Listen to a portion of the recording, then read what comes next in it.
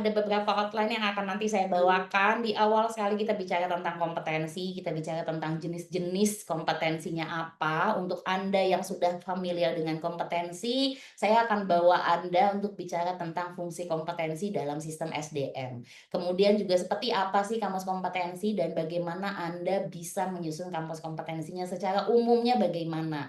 Kemudian apa yang bisa dilakukan oleh kita sebagai praktisi di dalam, eee, kesehariannya kita harus bisa memfasilitasi, terutama peran Anda sebagai HR. Bagaimana Anda menyusun dan bagaimana Anda mengelola dokumen kompetensinya. Setelah itu saya akan ajak Anda untuk berbicara implementasinya, integrasinya. Kalau kita ngomongin recruitment selection, kita ngomongin performance management, kita ngomongin IDP atau Individual Development Plan, serta bagaimana peran Anda selaku manajemen, selaku supervisor, selaku manajer, ataupun sebagai pelaksana kepada semua lini yang ada di perusahaan Anda. Karena sejatinya Bapak Ibu, kalau kita bicara kompetensi, tidak akan mungkin terjadi jika tidak ada dukungan dari atas, bawah, tengah. Ini udah hukumnya, sesuatu hal yang tidak dilakukan secara bersamaan nggak akan bisa jalan. Konsep kompetensinya akan diberikan di awal Bapak Ibu, dan juga di akhir nanti akan ada sesi tanya jawab, biasanya kelas-kelas malam saya tuh selesainya di jam 9 atau di jam 9.15 nanti akan ada sesi tanya jawab sampai 9.30. Maksimal di jam 9 atau before jam 9 saya akan ajukan, beberapa pertanyaan gitu ya, atau nanti Anda silakan berdiskusi jika ada yang mau ditanyakan. Kita mulai Bapak Ibu, sebelum berbicara mengenai kompetensi, kita bicara tentang framework-nya dulu ya. Kita harus tahu dulu dasarnya kompetensi itu dari mana dan kenapa kita melakukan ini, dan untuk apa sih si kompetensi ini. Secara gambaran Bapak Ibu, kompetensi ini merupakan salah satu yang menjadi penentu. Kenapa jadi penentu? Karena sejatinya Bapak Ibu, kalau kita ngomongin tentang HR, kita akan bicara mengenai sumber daya manusia. Kenapa sih kompetensi ini menjadi penentu? Karena kalau kita bicara tentang skill, itu berkaitan dengan individu. Framework dari kompetensi sendiri, kita akan melihat dari berbagai macam sudut. Sudut yang pertama adalah kita harus pahami bahwa yang kita lakukan sebagai human resource adalah membantu perusahaan mencapai profitnya. It's all about profit. Jadi kalau ada yang bilang human resource itu departemen yang cuman ngurusin absen ataupun departemen yang cuman ngurusin, SP gitu ya, atau departemen yang cuman ngurusin seragam, wah itu tentu saja akan saya bantah dengan sebantah-bantahnya. Kenapa? Karena kalau kita ngomongin mengenai HR merupakan departemen yang paling sangat membantu di bidang operasional. Kenapa? Karena kalau misalnya Anda tidak memahami, fungsi lini Anda sebagai HR, Anda harus punya mindset bahwa kita itu membantu perusahaan mencapai profitnya, atau saya sering sebut sebagai profit mindset. Meskipun kita tidak menghasilkan uang atau beberapa perusahaan mungkin tidak melibatkan HR-nya dalam konteks jualan atau mencari revenue, tapi kita sendiri harus berpikiran apa yang kita lakukan itu tujuannya menghasilkan uang. Untuk itu, jika kita sedang berada di dalam lini-lini human resource, kita harus berpikir secara efektif, efisien, dan juga secara tepat sasaran. Contoh, ketika Anda di bagian rekrutmen, bagaimana berpikir profitnya? Anda wajib melakukan sortir yang paling tepat, sehingga kita tidak membuat perusahaan membuang uangnya ya, untuk menggaji orang yang memang tidak memiliki kompetensi di bidangnya. Ini yang dimaksud dengan profit mindset. Atau pilihan yang kedua, ketika Anda mendevelop orang yang ada di dalam perusahaan Anda harus berpikir bahwa development yang sedang Anda lakukan tujuannya untuk membantu karyawan tersebut mencapai KPI-nya. Ketika KPI-nya tercapai, orang ini bisa menghasilkan revenue di perusahaan. Ini yang dimaksud dengan profit mindset. Atau jika memang HR Anda diminta untuk menghasilkan revenue, bisa saja perusahaan Anda menjual sisi training kepada perusahaan lain, atau kepada klien Anda, atau kepada pihak ketiga. Ini namanya juga menghasilkan revenue. Pada intinya, yang sedang kita lakukan di dalam sisi HR adalah melakukan sesuatu yang berhubungan dengan SDM, tujuannya menghasilkan profit. Saya ulang ya, sebagai HR, kita harus punya pandangan dan harus punya keyakinan apa yang kita lakukan, it's all about profit. Itu kenapa di banyak titik kita harus melakukan berbagai macam pembenahan. Belum sampai ngomongin kompetensi nih, kita masih bicara tentang HR framework dulu. Kalau Anda lihat di bagian bawah slide saya, ada yang namanya culture management. Bagaimana kita sebagai individu wajib, terutama HR ya, wajib bisa memahami hal-hal teknis atau kegiatan-kegiatan yang tujuannya untuk meningkatkan performance dan engagement. Dasarnya mesti kuat dulu. Ibaratnya HR ini adalah kayak rumah. Di bagian bawah pondasinya adalah culture-nya, bagian bawah adalah engagement-nya, bagian bawah adalah high performance-nya. Setiap orang dalam organisasi Anda wajib memiliki keterikatan, wajib memiliki kompetensi yang sesuai, wajib memiliki penilaian yang baik dan juga performance yang tinggi. Ini adalah pondasinya.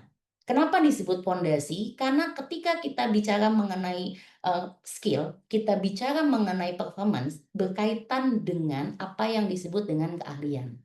Keahlian berkaitan dengan kompetensinya. Sehingga tugas kita sebagai human resource wajib menguatkan si pondasi bawah ini. Ini akan berkaitan dengan kompetensinya Bapak Ibu. Sebelum sampai kompetensi, kita mau menyamakan persepsi dulu bahwa ketika kita bicara tentang perusahaan, kita bicara tentang rumah, kita bicara tentang pondasi, kita bicara tentang bangunan, kita bicara tentang isi di dalam bangunan tersebut. Tugas kita sebagai HR adalah bangun pondasinya, kita isi rumahnya, kita isi juga bangunannya, dan kita penuhi apa yang menjadi titik kekuatan dari perusahaan, yaitu SDM. Ini adalah titik kekuatan SDM. Kalau Anda tidak punya SDM yang kuat, Anda tidak punya SDM yang memiliki kompetensi ataupun skill-skill yang mumpuni, Anda nggak akan punya pondasi yang kuat. Analoginya, ketika Anda memiliki karyawan yang punya kompetensi atau keahlian serta keterikatan terhadap perusahaan akan memudahkan Anda untuk bisa membentuk culture-nya dan akan memudahkan Anda untuk bisa mendorong setiap orang di dalam perusahaan Anda menjadi lebih perform. Setelah pondasi selesai, Anda harus ingat bahwa di atas pondasi ini ada yang namanya attract, ada yang namanya motivate, dan ada yang namanya retain. Sebelum sampai di situ, turun ke bawah sedikit, ada yang namanya conducive working climate. Setiap perusahaan wajib menciptakan kondisi yang aman dan nyaman. Setiap company bicara mengenai keselarasan tentang bagaimana kita sebagai HR mendorong setiap individu untuk bisa termotivasi, untuk bisa memastikan karyawan kita stay di company kita. Itu yang dimaksud dengan reward management. Anda ciptakan tentang skema bonus, Anda ciptakan tentang skema grading, Anda ciptakan tentang yang namanya employee of the month, itu berkaitan dengan reward management. Pondasinya Anda selesaikan, pondasinya Anda buat, pondasinya Anda susun dengan matang, Anda buat culture-nya.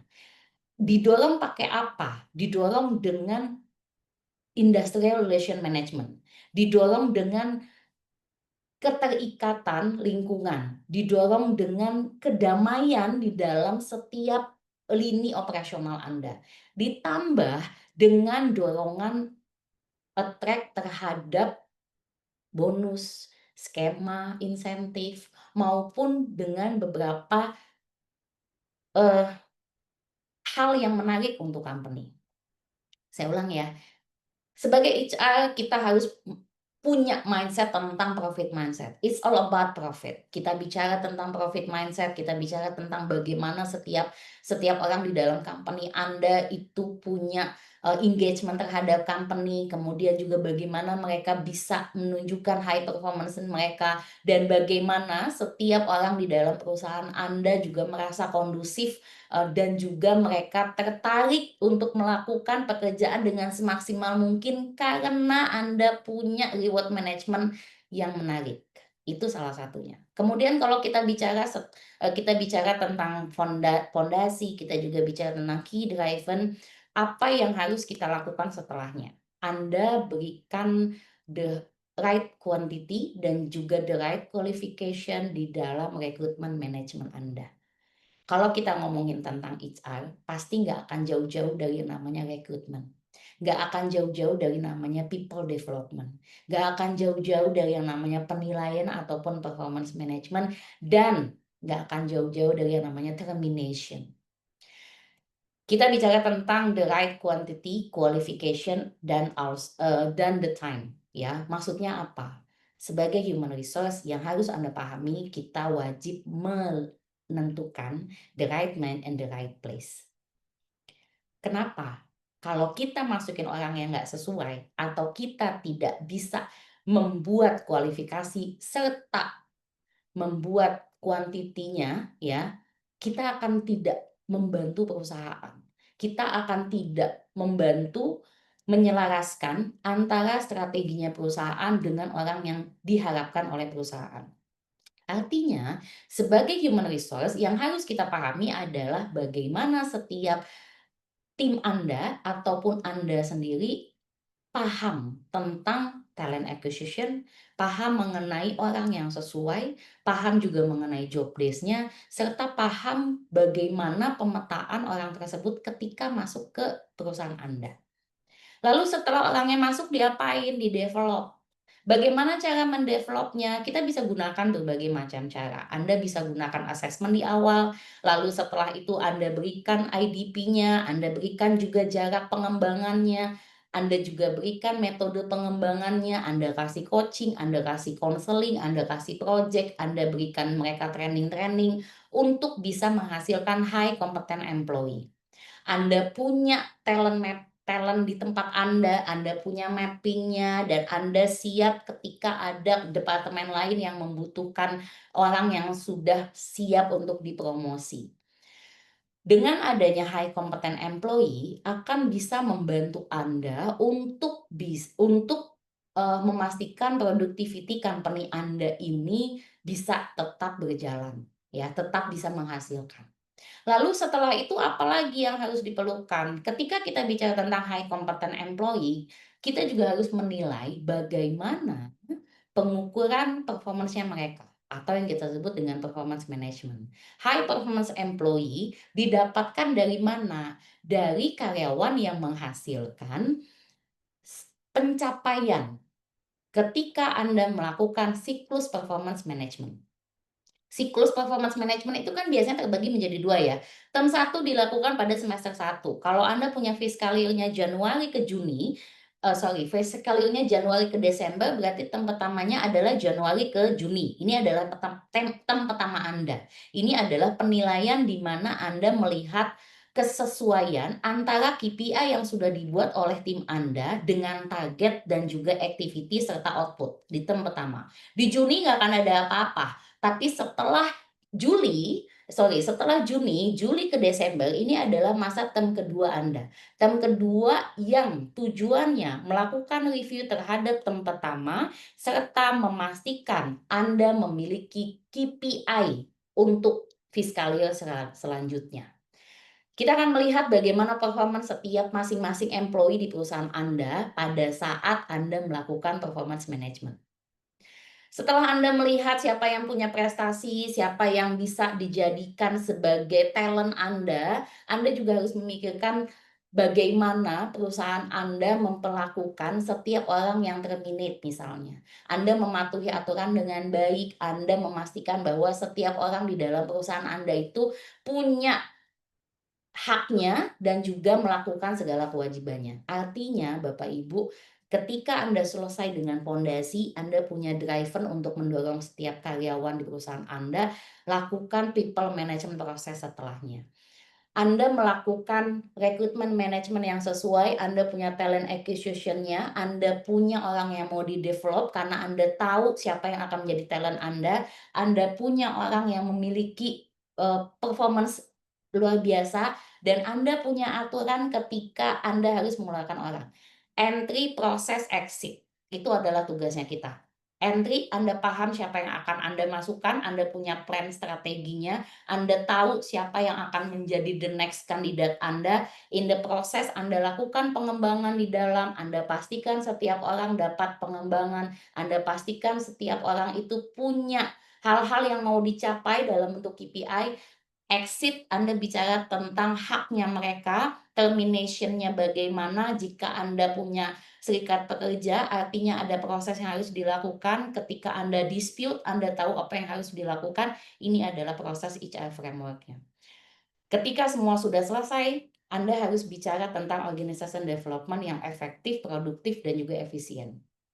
HR framework bicara tentang pondasi, key driver-nya, kemudian people management proses, serta secara integrasi dan juga ter-align, kita akan menghasilkan organization development yang efektif, produktif, dan efisien.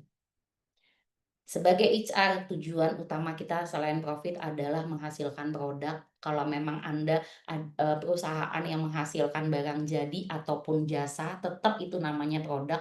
Produknya itu siapa? Kalau Anda jasa, contoh ya, misalnya Anda, perusahaannya bimbel, jasanya produknya apa? Produknya adalah teacher-teacher di tempat Anda, itu produknya.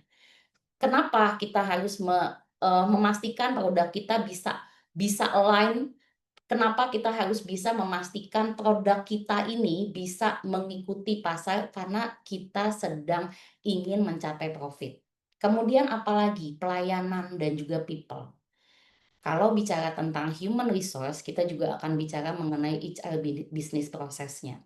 Dari sisi human resource, Bapak Ibu, kita tadi sudah membahas bahwa setiap individu di dalam human resource Anda harus punya pemahaman organization development yang efektif, produktif, dan efisien. Human resource business process itu saya bagi menjadi 9 box ya Bapak Ibu. Di awal kita bicara tentang culture. Di awal sekali kita bicara tentang bagaimana setiap orang itu bisa berkembang, tapi lihat dulu visi misinya. Pintunya ada di mana nih? Kita akan melihat dari visi misinya dulu. As human resource, Anda harus paham visi misi, strateginya perusahaan, inisiatifnya, kemudian bisnis planningnya apa, kemudian people strategi.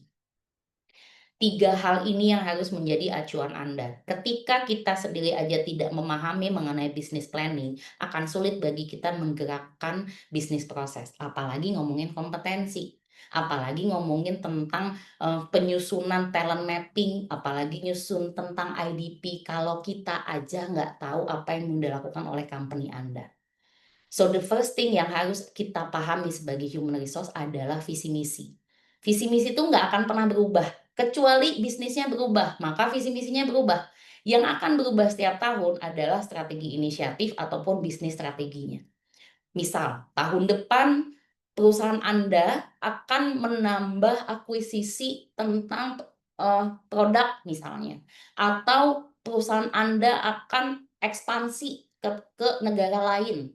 Artinya sebagai human resource Anda wajib bisa menciptakan strategi talent mapping-nya.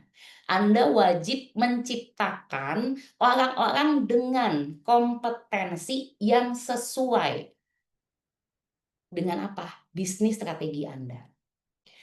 Kalau seandainya Anda tidak memahami mengenai bisnis strategi, maka akan sulit bagi kita punya people strateginya. Kenapa? Karena kita nggak tahu mesti ngapain. Karena kita nggak tahu bagaimana melakukan upaya-upaya people strategi kita jika bisnis strategi kita tidak memahami. So the first thing yang Anda harus lakukan adalah Anda memahami tentang apa yang akan dilakukan perusahaan Anda. Ketika Anda sudah mengetahui ini semua, akan memudahkan Anda membuat people strategi. Di dalam people strategi ini ada yang namanya kompetensi, ada yang namanya talent map, ada yang namanya IDP, ada yang namanya nanti kita bicara nine box. Oke, 3 hal ini yang akan menjadi dasarnya kita untuk bisa kita masuk ke dalam lini selanjutnya. Di dalam HR business process itu ada selalu organization development. Organization development, pengembangan-pengembangan yang bertujuan, untuk mengembangkan organisasi. Organisasinya harus selesai dulu, harus, finish di dalam infrastrukturnya. Setelah organisasi development-nya selesai, Anda pindah ke people development. Anda kembangkan mereka berdasarkan kebutuhan organisasi Anda. Pengembangan kompetensi atau pengembangan skill itu didasari oleh kebutuhan organisasi. Kita harus melihat kesesuaian orang di dalam masing-masing departemen, lakukan workload analysis. Kita harus melihat productivity-nya, lakukan MPP. Kita harus melihat apa yang menjadi kesesuaiannya, kita lakukan job evaluation, adanya di organization development. Anda sudah punya strukturnya, Anda sudah punya pondasinya, kita pindah ke people development. Pada saat kita bicara people development, Anda bicara tentang orang-orang yang mau Anda develop. Dasarnya dari mana? Dari job desk-nya, dari kompetensi atau keahlian yang dibutuhkan, dari productivity dari masing-masing departemen. Kemudian setelah itu apa yang harus Anda lakukan? Ketika Anda sudah punya kompetensinya, Anda sudah punya, masing-masing orang yang memiliki kompetensi itu, kita bicara tentang people review. Siapa aja sih yang akan dimasukkan ke dalam HAV Anda, siapa aja yang akan menjadi talent Anda, siapa aja yang harus Anda, develop, dan siapa aja yang harus Anda kembangkan lebih lanjut. Kalau saya, biasanya saya akan bagi itu jadi 3 misalnya, di dalam HAV ya. Yang pertama adalah orang yang biasa-biasa aja nih. Yang kedua adalah orang yang style, yang ketiga adalah orang yang memang butuh dikembangkan atau sebenarnya, nggak cocok gitu di bagian ini. Pembagiannya gimana? 80, 10, 10. Jadi kalau misalnya Anda mau bikinkan project terhadap 3 bagian ini, berikan project untuk yang 10 dan 10 ini. Yang 80 diapain? Apakah nggak perlu dibikinkan project? Ini tergantung, apakah memang yang 80 ini akan bisa menghasilkan productivity di perusahaan Anda.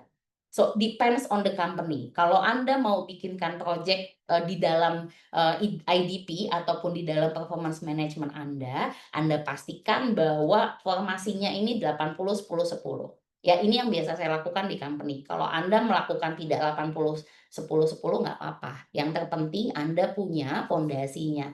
Berapa persen orang yang akan disebut, talent Anda atau mapping-nya seperti apa. Oke? Saya pelan ya, supaya nanti kita bisa diskusinya enak.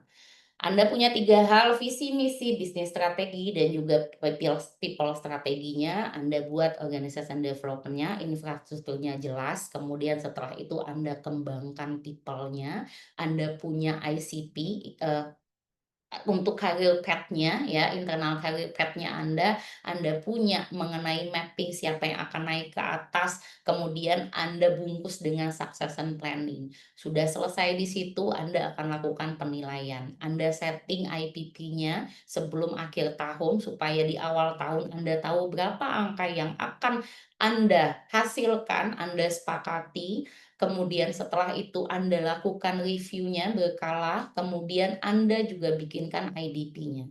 IDP itu apa? Individual Development Plan, pengembangan untuk masing-masing individu berdasarkan gap kompetensi atau berdasarkan tujuan bisnis jangka panjang. Itu IDP. Kemudian yang dilakukan apa setelah itu? Lakukan yang namanya secara strategi, reward, Anda buatkan survei, kemudian Anda bikinkan secara personal, barulah kita ngomongin tentang rekrutmen setelah Anda tahu OD, kita bicara learning development setelah kita tahu people development, dan di bawah sekali kita bicara tentang termination. Kalau Anda lihat paling bawah, culture-nya ada formulation, key behavior, value index, dan monitoring. Ini adalah kemasan setelah Anda punya semua infrastrukturnya.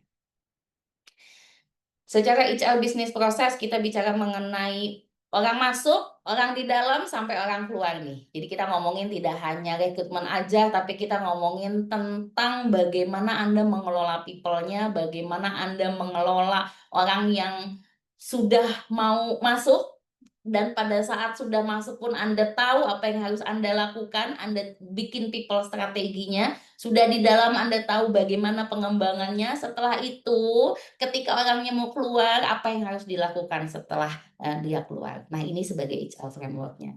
Bicara mengenai people itu tidak akan pernah lepas dari yang namanya keahlian, tidak akan pernah lepas dari yang namanya kompetensi. Kompetensi itu apa? Kalau ngomongin tentang HR business process, kita ngomongin mengenai HR framework, Anda harus berpedoman bahwa setiap orang di dalam organisasi Anda wajib memiliki keahlian, wajib memiliki kompetensi. Apa sih kompetensi? Kalau ngomongin kompetensi, kita bicara tentang hal-hal yang berkaitan dengan karakteristik mendasar. Setiap orang di dalam organisasi punya yang namanya kinerja, wajib menunjukkan kinerjanya. Karakteristik yang memungkinkan setiap, organisasi di tempat Anda itu punya serangkaian tingkah laku ataupun hal-hal yang membantu perusahaan Anda. Jadi sebenarnya kompetensi itu apa? Kompetensi itu merupakan keahlian-keahlian yang dibutuhkan dalam posisi-posisi tertentu, itu kompetensi. Saya kasih contoh, sales di tempat Anda, keahlian yang dibutuhkan itu apa? Yang pertama, seorang sales itu harus memiliki kemampuan komunikasi yang baik. Yang kedua, dia harus memiliki kemampuan time management yang baik. Yang ketiga, dia harus memiliki kemampuan perencanaan yang baik. Nah, ini adalah kompetensi. Ini adalah keahlian yang dibutuhkan di dalam posisinya sales. Dia harus punya komunikasi yang baik karena dia harus melakukan persuasing, dia harus melakukan jualan, kemudian dia harus punya kemampuan time management yang baik karena dia harus bisa mengatur pekerjaannya supaya nggak bentrok satu dengan yang lain, dan dia harus memiliki kemampuan planning, perencanaan, sales visit, kemudian juga mungkin dia harus merencanakan presentasi, maka ini yang disebut dengan kompetensi. Kompetensi akan menempel pada posisi, bukan pada individu. Jadi yang diberikan kompetensi adalah posisi job desk-nya, bukan pada orangnya, ya. Jadi jangan jangan menempelkan kompetensi di orang, tapi menempelkannya di posisi. Contoh lagi, kompetensi, eee human resource deh, kita nih. Sebagai human resource, apa kompetensi yang dibutuhkan? Yang pertama adalah kita harus punya kemampuan untuk bisa, influence, kita harus memiliki kemampuan teamwork ya. Yang ketiga adalah kita harus memiliki attention detail. Kita harus detail, kita harus punya kemampuan teamwork, kita harus punya kemampuan influencing. Bicara sama orang, kita harus punya kemampuan menginfluence orang. Yang kedua, kita harus bicara tentang bagaimana setiap orang itu memahami tentang pekerjaannya. Yang ketiga, bagaimana setiap orang itu bisa tahu bahwa kita adalah the safety place-nya mereka. Kita harus menjadi orang yang detail misalnya. Nah, itu contohnya. Kemudian kalau kita bicara mengenai kompetensi Bapak Ibu pasti tidak akan pernah lepas jauh dari yang namanya pemenuhan dari masing-masing kompetensi ini. Yang pertama kita bicara tentang task skill. Task skill merupakan kompetensi atau keahlian dari masing-masing posisi. Misalnya setiap posisi ini punya keahlian menyelesaikan satu pekerjaan, ini dinamakan oleh task skill. Contohnya di mana? Di manufacture. Di manufacture di bagian produksi. Dia hanya akan melakukan satu pekerjaan. Dia hanya berada di dalam line produksi, nge-packing, kemudian setelah itu dia akan berikan ke, departemen yang lain, kepada lini yang lain. Kalau bicara mengenai satu tugas, ya biasanya TS itu atau task skill hanya ada di posisi-posisi staff, ya, atau di posisi-posisi yang memang melakukan satu pekerjaan. Lalu setelah itu ada yang namanya TMS atau Task Management Skill. Di dalam posisi Task Management Skill, beberapa orang di sini melakukan beberapa tugas. Ya, contoh tidak hanya dia menyelesaikan satu pekerjaan saja, tapi juga dia mengelola pekerjaan lain. Gitu. Contohnya apa? Supervisor. Supervisor nggak cuman dia melakukan pekerjaan operasionalnya, tapi dia juga maintain anak buahnya. gitu. Ini TMS. Lalu, di dalam organisasi ada yang namanya CMS, Contingency Management Skill. Pekerjaannya tidak hanya mengelola people, tapi dia mesti bikin strategi, dia harus mastiin anak buahnya itu sesuai dengan yang diharapkan oleh company, dia mencapai productivity-nya. Nah, naik lagi ke atas. Siapa orang yang ada di dalam lini job roles environment skill? Chief Vice President, orang yang memang punya wewenang membuat aturan, orang yang punya wewenang untuk membuat semua hal yang berkaitan dengan keselarasan company. Ini adalah dimensi kompetensi. Jadi ketika kita mencari orang, Bapak Ibu, kita harus pastikan kita memahami dimensinya. Kita harus pastikan bahwa setiap orang di dalam perusahaan kita itu punya beberapa dimensi kompetensinya. Oke, jadi Anda harus pahami, kalau kita bicara tentang kompetensi, kita bicara tentang beberapa hal jenjang. Oh, saya cari orang produksi. Produksi ini kalau di manufacture dia cuma bikin satu tugas, berarti, dia nggak butuh tuh kemampuan-kemampuan managing yang lain gitu, karena dia memang hanya melakukan satu tugas aja. Oh, saya cari supervisor, berarti supervisor ini mesti bisa mengelola beberapa tugas, naik sedikit dari TS. Oh, saya mencari, manajer, saya mencari GM. Oh, berarti orang ini harus bisa menghadapi masalah. Dia harus punya kemampuan problem solving yang bagus. Dia harus punya kemampuan untuk bisa menghadapi masalah yang kompleks. Dia harus punya kemampuan analisa yang bagus. Oh, oke, saya cari, direktur di perusahaan saya. Oh, dia harus punya pengalaman membuat aturan. Dia harus punya pengalaman membuat satu kebijakan di dalam perusahaan, karena fungsinya dia sebagai job roles environment skill. Ini yang namanya kompetensi di setiap masing-masing levelnya. Kemudian, tujuan penggunaan kompetensi itu apa sih Bapak Ibu? Kalau kita bicara mengenai kompetensi, ini tujuannya. Yang pertama, Anda harus bisa melihat pembentukan pekerjaan berdasarkan kompetensi itu. Anda melakukan evaluasinya. Kemudian, untuk kompetensi-kompetensi tertentu, Anda gunakan sebagai rekrutmen dan selection. Anda gunakan sebagai pembentukan dan juga pengembangan organisasi. Anda sudah punya kompetensi di tempat Anda buatlah culture-nya. Anda bikinkan organization learning-nya, Anda buatkan penilaiannya dalam bentuk performance management. Lalu apalagi yang dilakukan di dalam konteks kompetensi? Anda buatkan career management-nya, Anda bikinkan penilaiannya dengan employee assessment. Anda buatkan reward system-nya.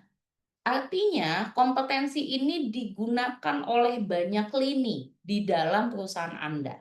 Pada saat Anda membuat job description, Anda harus melihat kompetensi atau keahlian yang dibutuhkan untuk posisi tersebut. Kita belum masuk ke dalam kompetensi mapping dan juga development. Kita masih berada di dalam pintu depannya kompetensi. Kalau Anda sudah punya job desk, Anda evaluasi job desk-nya. Kompetensinya masih sesuai nggak dengan job desk saat ini?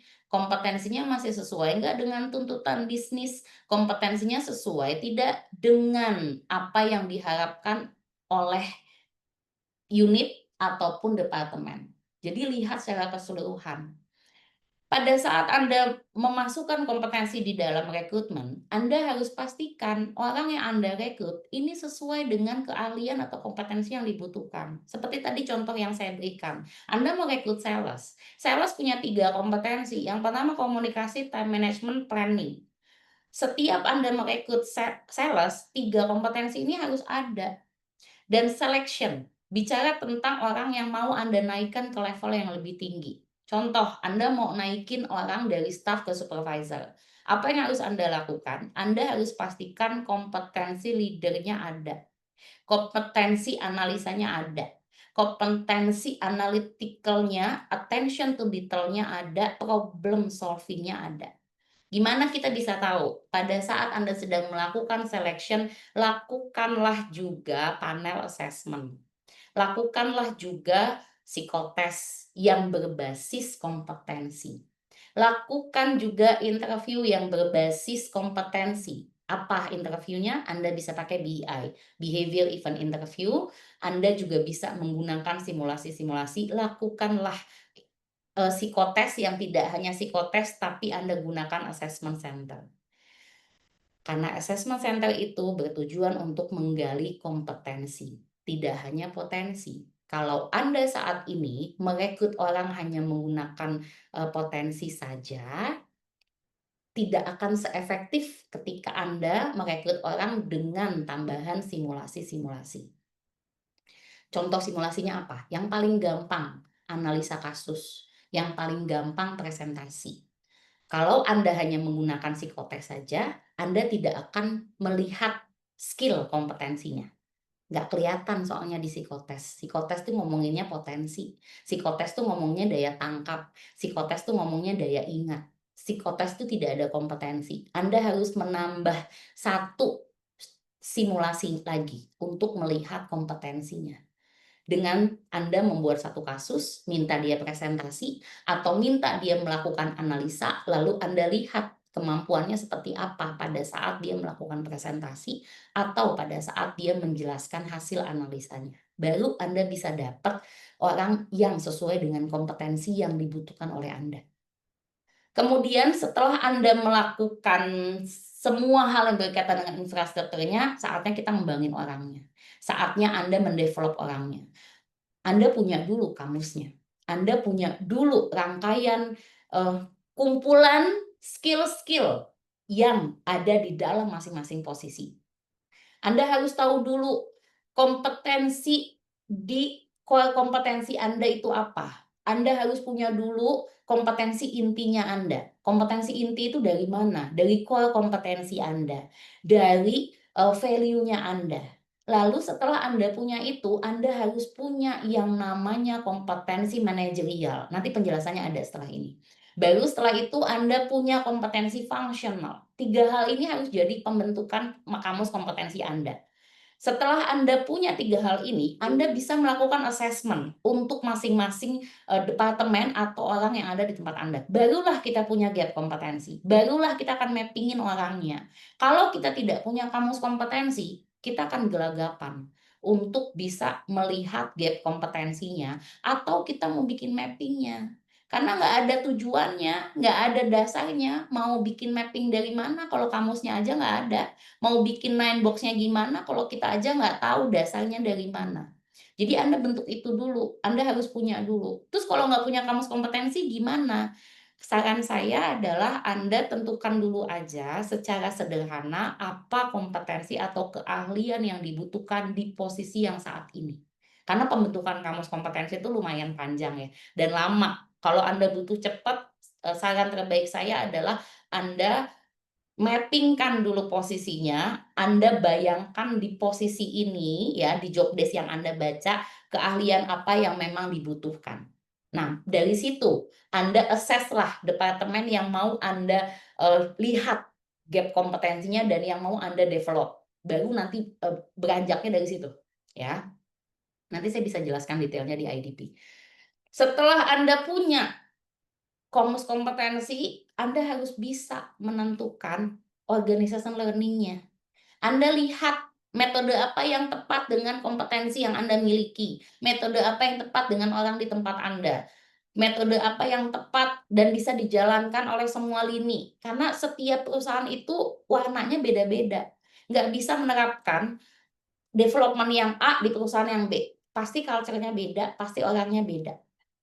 Dan kita harus bisa memastikan organization learning yang ada di perusahaan kita ini bisa fit to company. Anda sudah punya kamus kompetensi, Anda ingin melihat gap-nya, saatnya Anda melakukan performance management. Performance management-nya Anda didasari dari apa? Dari apa nih performance management? Dari proses yang dilakukan oleh karyawan Anda. Kalau kita ngomongin PA atau performance appraisal, ada 2 faktor ya, satu nilai, satu proses. Dan nilai dan proses ini harus bersamaan ketika melakukan penilaian. Nilai itu berapa, proporsinya? Bisa 60-40, 60 adalah nilai, proses adalah di 40. Nah, proses inilah yang isinya kompetensi. Atau Anda bagi 70-30. 70-nya adalah proses, 70-nya adalah nilai, 30-nya proses. Sehingga kompetensi yang Anda buat itu bisa tetap dinilai di performance management. Jangan sampai Anda tidak melakukan penilaian terhadap proses kerjanya. Kalau Anda hanya fokus kepada nilai, Anda nggak tahu bagaimana mereka berinteraksi. Anda nggak tahu bagaimana mereka melakukan development terhadap timnya. Anda nggak tahu bagaimana mereka melakukan perencanaan. Jadi proses ini harus menempel kepada performance management Anda. Dan Anda juga harus menempatkan semua hal yang berkaitan dengan proses kerjanya mereka. Dasarnya dari mana nih untuk proses? Anda bisa pakai kompetensi fungsionalnya mereka. Kompetensi yang menempel di jabatannya mereka. Oke.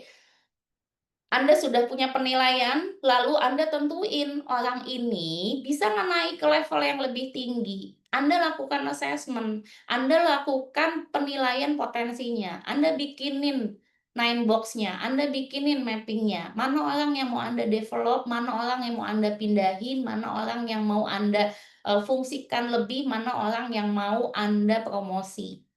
Jadi Anda buatkan career path-nya. Anda minta setiap departemen head-nya untuk bisa mastiin kalau orang yang nanti dia pilih itu akan menjadi talent-nya dia. Bapak Ibu, prinsipnya lebih baik make ya dibanding buy. Kalau Anda make in the company, Anda akan lebih bisa efektif karena orangnya dari dalam. Kalau Anda buy itu artinya kita rekrut dari luar ya. Belum tentu dia fit the company, belum tentu dia bisa cepat adaptif. Jadi lebih baik Anda make dibandingkan Anda buy. Kecuali ya, Anda butuh cepat, Anda nggak punya orang di dalam yang bisa di-make, Anda nggak punya orang yang bisa dijadikan, speed up buat di posisi lebih tinggi, baru Anda buy. Kalau Anda butuh cepat nih, oke kita butuh butuh talent cepat di dalam kita nggak punya dan kita butuh yang namanya, insight dari luar, oke kita buy. Buy dengan harapan orang yang sudah kita buy ini bisa ngebentuk orang di dalam, gitu. Lalu Anda punya reward system yang berkaitan dengan apa yang akan nanti mereka peroleh. Bonus, kemudian juga mungkin kenaikan gaji, Anda dasarnya harus dari performance management. Nilai dan proses itu harus jadi kesatuan. Lalu kalau bicara juga tentang, kompetensi Bapak Ibu, kita tidak akan pernah lepas dari yang namanya komponen kompetensi. Setiap orang dikatakan kompeten ketika punya 3 hal ini, knowledge, skill, dan attitude. Knowledge berkaitan dengan kemampuan dia melakukan analisa, kemampuan dia memahami, dan kemampuan dia mengintegrasi. Orang dikatakan kompeten ketika kita bicara tentang skill, ketika kita bicara tentang keakuratan, konsisten, dan juga bagaimana dia bisa melakukan pekerjaannya dengan efektif. Jangan lupa ada attitude. Attitude itu berkaitan dengan apa? Sikap dan tingkah laku. Contoh ya Bapak Ibu, yang paling sederhana. OB. OB ini knowledge-nya adalah ngebersihin lantai pakai speed mop nih. Skill-nya dia bisa membersihkan lantai-lantai yang memang butuh dibersihkan. Dia tahu tekniknya supaya nggak terlalu basah, supaya kalau ada orang yang jalan tuh nggak kepleset. Nah ini kan butuh skill. Attitude-nya apa? Nggak cepet marah, nggak ngambekan kalau diinjek lantainya, nggak langsung bereaksi kalau misalnya orang itu datang pada saat dia ngepel, punya senyum yang bagus, nyapa setiap orang, ini attitude. Attitude itu adalah perilaku. Anda bayangkan kalau Anda punya OB, knowledge-nya bagus, skill-nya bagus, tapi setiap kita lagi lewat Anda diomelin. "Ih, lewat mulu orang lagi dipel." Dan itu nggak pernah disapa lagi setiap orang. Nah, itu bukan attitude. Itu bukan attitude seseorang yang memang bekerja sebagai OB. Artinya Bapak Ibu, ketika kita bicara kompetensi, kita nggak bisa ngomongin cuma knowledge doang. Kita nggak bisa ngomongin tentang skill doang. Orang dikatakan kompeten ketika memenuhi 3 hal ini, knowledge, skill, dan attitude. Kita bicara tentang knowledge yang bisa dipelajari, kita bicara tentang skill yang bisa diimplementasi, dan kita bicara tentang attitude mengenai sikap. 3 hal ini harus jadi kesatuan. Dan 3 hal ini mesti ada di dalam kompetensi mapping Anda. Anda nggak bisa ngepromosiin orang yang memang punya performance bagus, tapi nggak disukain sama timnya. Bagaimana caranya dia disukai, bagaimana caranya dia bisa diterima, ini challenge-nya juga luar biasa. Wah, ini orangnya bagus tapi gimana ya, timnya nggak ada yang suka nih sama dia, udahlah kita tetap promosiin, nanti gimana nanti, nggak bisa. Bukan gimana nanti, nanti gimana, urusannya balik lagi soalnya ke kita. Jadi yang harus kita pikirkan adalah setiap orang yang sedang Anda mapping Bapak Ibu harus punya 3 hal ini, knowledge, skill, dan attitude. Ini adalah hal-hal yang harus kita pahami. Kemudian, apa yang menjadi jenis-jenis kompetensinya? Kalau tadi Anda ingat mengenai HR framework yang saya sampaikan dan Anda ingat mengenai tujuan penggunaan kompetensinya, saya akan bicara tentang jenis-jenis kompetensi. Kompetensi, seperti pembahasan saya tadi ada 3. 1, kompetensi inti. 2, kompetensi manajerial. 3, kompetensi fungsional. Kompetensi inti adalah cakupan dari nilai-nilai yang ada di dalam organisasi Anda. Anda pasti punya core kompetensi, Anda pasti punya kompetensi inti. Kompetensi inti itu contohnya apa? Integritas, teamwork, continuous improvement. Ini adalah contoh kompetensi inti. Setiap orang di dalam organisasi Anda wajib memiliki kompetensi inti. Wajib memiliki semua hal yang berkaitan dengan core kompetensi Anda. Karena ini yang menjadikan setiap orang di dalam setiap orang di dalam perusahaan Anda ini beda. Saya pernah kerja di sebuah perusahaan, multinasional beberapa tahun yang lalu, mereka punya 5 core kompetensi. Ada 3 hal yang saya ingat sampai sekarang. 1, strive to be the best. 2, innovation is the key to our success. Yang 3, trust is the glue of life. 3 hal yang saya selalu dengarkan selama 6 tahun saya kerja di sana itu jadi hal yang saya juga lakukan saat ini. Saya harus ingat bahwa ketika melakukan apapun saya harus selalu berinovasi, saya harus melakukan yang terbaik, saya harus percaya bahwa, eee, kepercayaan itu akan merekatkan saya dengan orang lain. Nah, itu, namanya nilai. 3 kompetensi tadi membentuk nilai saya sampai saat ini. Dan yang harus kita lakukan adalah menanamkan nilai-nilai ini di dalam kompetensi inti Anda. Setiap orang di dalam perusahaan Anda harus punya nilai-nilai ini. Saya sudah ninggalin perusahaan itu lebih dari 10 tahun. Tapi kalau saya ditanya, 3 nilai yang saya amini dan saya ikuti sampai sekarang saya masih bisa sebutkan. Dan saya selalu berpikir gimana caranya saya lakukan inovasi, gimana saya lakukan kerjaan saya yang terbaik, gimana saya bisa percaya bahwa, setiap hal itu, didasari oleh kepercayaan. This is the power of core kompetensi. Saya berterima kasih banget tuh sama HR dulu di holding company saya. Saya jadi memiliki kompetensi yang betul-betul menjiwai. Betul-betul saya lakukan gitu. Nah, Anda harus cari orang yang seperti ini. Anda harus cari orang-orang yang bisa sesuai dengan core kompetensi Anda. Sebagai human resource, tugas kita adalah mengenalkan kompetensi inti kepada setiap orang. Kita harus mengenalkan kompetensi inti ini kepada orang yang masuk ke perusahaan kita. Karena mereka harus membentuk dan juga harus terbentuk dari nilai-nilai yang memang mau kita ciptakan. Mereka harus menjadi orang-orang yang sama di dalam organisasi dan mereka harus bisa menjadi unggul berdasarkan kompetensi inti yang sudah Anda miliki. Nah, Anda selesai di kompetensi inti, Anda sudah tahu siapa aja yang menjadi orang-orang yang sesuai dengan nilai-nilai Anda. Yang kedua adalah kompetensi manajerial. Kompetensi manajerial merupakan kompetensi yang dibutuhkan di dalam setiap masing-masing orang yang punya anak buah atau manajerial. Contoh, kompetensi manajerial adalah kompetensi yang ada di posisi manajer, posisinya supervisor. Salah satunya apa?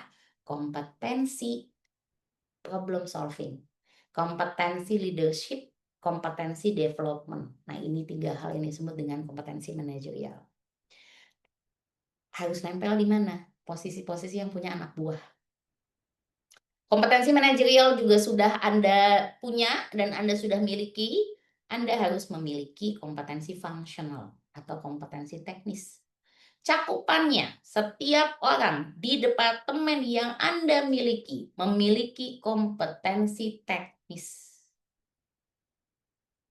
Anda ingat contoh mengenai sales? Nah, ini adalah kompetensi fungsional. Setiap sales di tempat Anda wajib punya kompetensi komunikasi, time management, dan planning. 3 kompetensi ini yang harus ada di dalam sales di tempat Anda. Nah, ini yang disebut dengan kompetensi fungsional atau kompetensi teknis. Dapatnya dari mana? Dari job desk. Dan bukan menempel di individu, tapi menempel di posisi. Oke?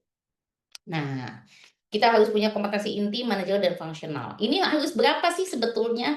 Idealnya 13 Bapak Ibu. Bukan menurut saya juga, tapi menurut Hay ya, menurut beberapa konsultan, maksimal itu kompetensi di dalam perusahaan itu 15 maksimal ya. Anda bisa tempatkan inti 5, Anda juga bisa tempatkan manajerial 5 ya, kemudian kompetensi fungsional 3 contohnya. Maksimal tuh 13. Kenapa harus 13? Mastiin nggak terlalu banyak dan bisa dilakukan. Memastikan setiap orang itu bisa tetap menjalankan fungsinya dan nanti lebih gampang dalam hal ngembangin, lebih gampang dalam hal me-mapping, lebih mudah juga untuk bisa membuat project-project karena nggak terlalu banyak. Kalau Anda bikin kompetensi sampai 20, Anda nggak akan fokus mengenai, kompetensi atau keahlian yang mau dibutuhkan. Itu kesulitannya. Jadi saran saya gunakan angka 13 atau maksimal 15 ketika Anda ingin membuat kompetensi ini. Kalau Anda sudah punya kompetensinya, itu enak banget me-mapping-nya, enak banget melakukan development-nya. Dan pendekatan kompetensinya seperti apa Bapak Ibu? Kalau misalnya kita bicara tentang kompetensi soft ataupun inti dan manajerial itu bicara mengenai strategi bisnisnya. Apa yang mau dilakukan oleh perusahaan Anda jangka panjang dan apa yang harus dilakukan perusahaan Anda terkait dengan job driver-nya. Apa yang mau dilakukan terkait dengan bisnis prosesnya. Ini adalah company approach-nya. Ketika kita sedang ingin menentukan kompetensi, kita bicara tentang bagaimana Anda tahu strategi bisnis jangka panjang dan bagaimana kita bicara tentang kompetensi teknis dan juga fungsionalnya. Levelnya adalah kalau Anda bicara, organisasi, itu kita bicara in general. Kalau Anda bicara tentang, job position atau job desk-nya, kita bicara tentang kompetensi yang spesifik, ya. Jadi job driven approach-nya itu adalah mengenai tentang organization dan job driven approach-nya untuk, spesifik kita ngomongin mengenai value driven. Dorongan untuk bisa menyelesaikan pekerjaan dengan spesifik. Dan pada saat kita sedang melakukan penilaian ya Bapak Ibu, Anda kan pasti harus punya nih kamus kompetensinya. Anda harus punya serangkaian, eee, timeline ataupun time frame penyusunannya. Apa yang harus Anda lakukan? Identifikasi dulu, siapa saja yang ada di dalam komponen kompetensi inti Anda, manajerial serta fungsionalnya. Anda lihat core kompetensi Anda turunannya mau jadi kompetensinya itu apa. Anda lihat bagaimana setiap orang dalam perusahaan Anda punya kompetensi manajerialnya. Kita punya nggak nih kompetensi manajerial? Lalu Anda lihat lagi, di dalam job desk Anda, fungsional kompetensinya lengkap atau tidak? Setelah Anda punya identifikasi kompetensi ini, Anda susunlah kamus kompetensinya. Anda sesuaikan dengan inti, manajerial, dan fungsional. Lalu Anda bikinin matriks kompetensinya. Anda sesuaikan mana yang akan menjadi posisinya, lalu Anda sesuaikan mana yang harus Anda mappingkan satu demi satu. Setelah Anda lakukan matriks kompetensi, Anda implementasikan penilaiannya. Anda tentuin bagaimana cara melakukan asesmennya. Anda sudah punya identifikasi kompetensi, Anda udah punya 3 hal ini, lalu Anda bikin kamus kompetensinya. Kalau di sini Anda sudah punya kamus, Anda bikinkan matriksnya sesuai dengan departemen dan juga sesuai dengan posisinya, lalu Anda bikinkan implementasi penilaian kompetensinya. Anda sudah punya ini semua, bikinin gap kompetensinya ada di mana. Mana yang harus dikasih training, mana yang harus dikasih project assignment, mana yang harus di-mentoring, mana yang harus di-coaching. Nggak semua selesai dengan training. Kita perlu melakukan evaluasi jangka panjang setelah kita melakukan training. Evaluasinya bagaimana? Terselesaikan nggak gap-nya? Saya saat ini sedang mendampingi beberapa perusahaan Bapak Ibu, yang satu oil and gas, yang satu BUMN. Saya sebagai mentor dan juga coach di sana. Saya menjadi mentor untuk IDP-nya mereka. Yang saya lakukan apa? Saya lihat hasil asesmennya mereka, saya lihat gap kompetensinya mereka, lalu kita bikinkan program IDP-nya selama 6 bulan. Setiap bulan ketemu saya minta mereka untuk melakukan serangkaian kegiatan ya, untuk memastikan mereka memenuhi gap kompetensinya beserta evidence-nya, saya melakukan evaluasi dan saya memastikan semua hal yang dia lakukan selama proses mentoring saya ini berkaitan dengan kompetensi yang sedang kita sasar. Ini tujuan melakukan IDP untuk memenuhi gap kompetensinya. Saya sebagai pihak ketiga di sini, saya bukan orang internal. Saya pernah melakukan internal IDP waktu saya kerja di salah satu perusahaan swasta, saya melakukan hal yang sama. Pola saya dalam menjadi mentor dan coach pada saat proses IDP saya terapkan di sini. Pemenuhan gap kompetensinya saya lakukan tidak hanya berdasarkan training, tapi juga based on project assignment-nya. Lalu saya berikan develop dalam bentuk mentoring dan juga coaching. Nah, ini apa yang diidentifikasi kalau kita bicara dari awal Bapak Ibu, ini time frame-nya ya. Ini time frame bagaimana Anda menyusun kompetensinya. Kalau Anda pengen tahu gimana cara melakukan kompetensi map-nya, Anda harus punya gap kompetensinya dulu. Anda harus punya evaluation-nya dulu, baru kita bisa melakukan mapping, baru kita bisa melakukan development dari situ. Dasarnya harus ada dulu, pemahaman tentang kompetensi 3 ini harus ada, kamusnya udah ada. Kamusnya udah ada, bikinin matriksnya. Matriksnya sudah ada dalam level departemen dan juga level posisi Anda implementasi. Setelah itu Anda baru punya namanya mapping. Kalau misalnya Anda mau lakukan mapping-nya setelah IDP, boleh. Yang terpenting, time frame penyusunannya ini Anda punya one by one. Dalam proses identifikasi kompetensi yang harus Anda ingat pada saat Anda menyusun, wajib menyertakan 3 kompetensi ini. Satu adalah core kompetensi, 2 adalah managerial kompetensi, yang ketiga adalah functional kompetensi. Berikut saya lampirkan contoh untuk core kompetensi ya, berdasarkan inti ataupun core kompetensinya Anda. Yang kedua adalah managerial, posisi-posisi yang punya anak buah, yang ketiga adalah functional kompetensinya. Kalau Anda lihat di sini kompetensinya hanya 12. 5 di core kompetensi, 2 di managerial, 5 di functional. Gimana kalau ada posisi yang nggak punya anak buah? Ya nggak usah ada leadership kompetensinya. Jadi hanya ada core kompetensi sama functional kompetensi. Wajib 13 nggak? Enggak, idealnya 13. Kalau Anda punya less than 13 nggak apa-apa. Kalau Anda punya lebih dari 13 boleh, tapi jangan banyak-banyak. Disarankan 13 maksimal 15. Kalau misalnya Anda belum punya kompetensi core-nya, Anda masih punya kompetensi yang umum, Anda harus buat dulu, define dulu core kompetensinya. Karena dari situ nanti akan menentukan kamus kompetensinya. Kamus kompetensi itu apa? Kamus kompetensi adalah kumpulan kompetensi yang memiliki definisi, level, serta kunci perilaku dari behavior yang mau kita lihat. Oke. Di dalam kamus kompetensi punya serangkaian definisi, punya levelnya, dan punya kunci perilakunya. Anda pernah dengar kompetensi Spencer and Spencer, Bapak Ibu?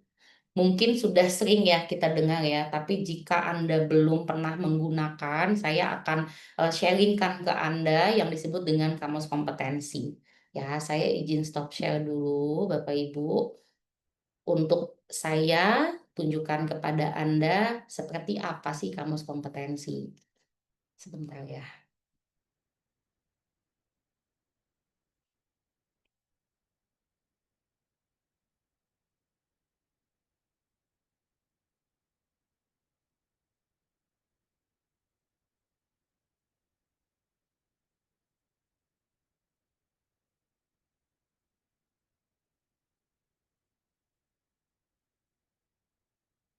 Oke.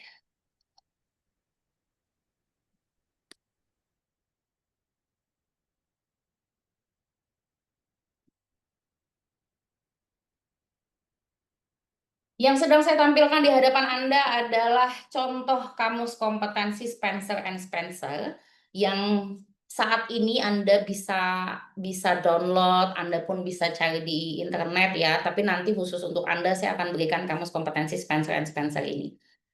Kalau Anda ada yang sudah pernah melihat akan lebih mudah saya menjelaskan, tapi untuk Anda yang belum pernah melihat kamus kompetensi Spencer, berikut adalah kamus kompetensi Spencer and Spencer yang seringkali menjadi kiblatnya kita sebagai salah satu tools membuat kompetensi. Kalau Anda lihat di awal eh, ada yang judulnya kompetensi ya. Judul, definisi, kemudian cakupannya apa saja.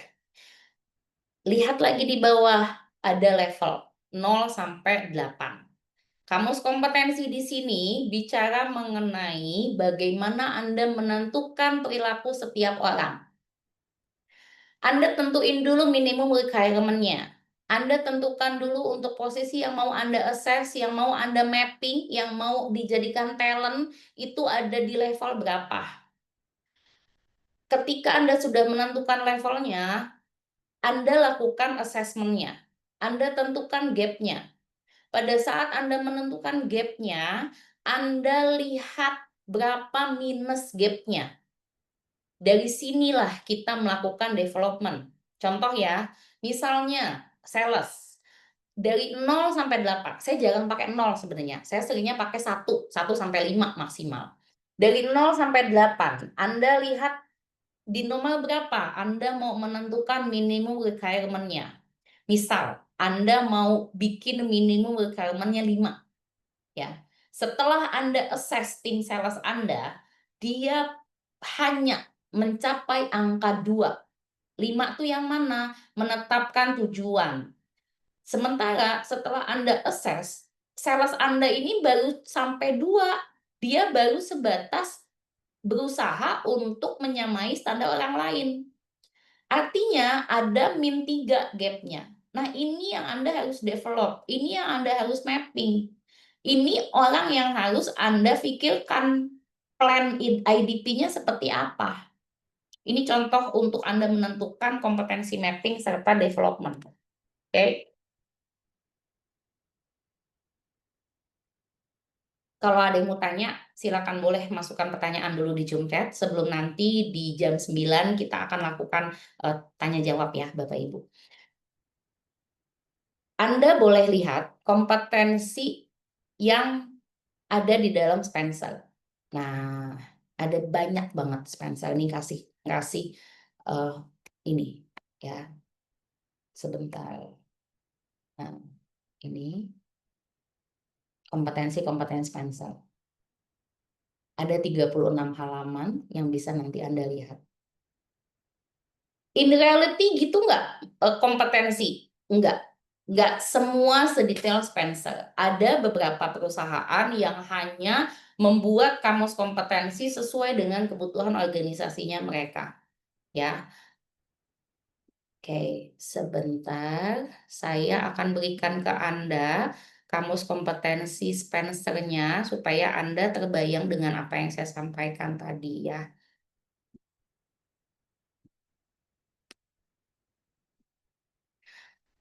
Kamus kompetensi Spencer-nya sudah saya berikan di Zoom chat Anda. Silakan Anda buka dan silakan Anda lihat apa yang tadi saya sampaikan. Kalau ternyata Anda belum punya kamus kompetensi, Anda bisa gunakan Spencer ini sebagai landasannya Anda membuat kamus kompetensi. Kalau Anda sudah buat atau sudah memiliki kamus kompetensi, jadikan Spencer ini untuk jadi bahan review Anda ataupun evaluasi Anda. Yang sudah bisa mendownload dan yang sudah bisa melihat, silakan boleh berikan respon di Zoom chat-nya, apakah sudah bisa terdownload sempurna atau tidak, sebelum saya menjelaskan kembali tentang kamus kompetensi. Ya. Nah, sip, terima kasih. Kak Oda, terima kasih. Kak Alisa, silakan memberikan reaction lagi, apakah semuanya sudah mendownload dan sudah bisa melihat kamus kompetensinya. Terima kasih Kak Elizabeth, terima kasih. Nah, saya akan tunjukin lagi sama Bapak Ibu, tapi mohon maaf kalau untuk kamus kompetensi yang akan saya tunjukkan ini tidak bisa saya sebarkan karena ini punyanya klien ya Bapak Ibu. Izin sekali mohon maaf saya nggak bisa kasih untuk yang kamus kompetensi ini. Tapi saya akan berikan in the reality seperti apa kamus kompetensinya.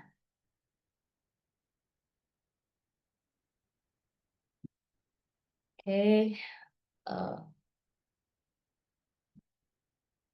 Nah, maaf Bapak Ibu untuk yang sedang saya tampilkan saya tidak bisa berikan karena ini punya klien.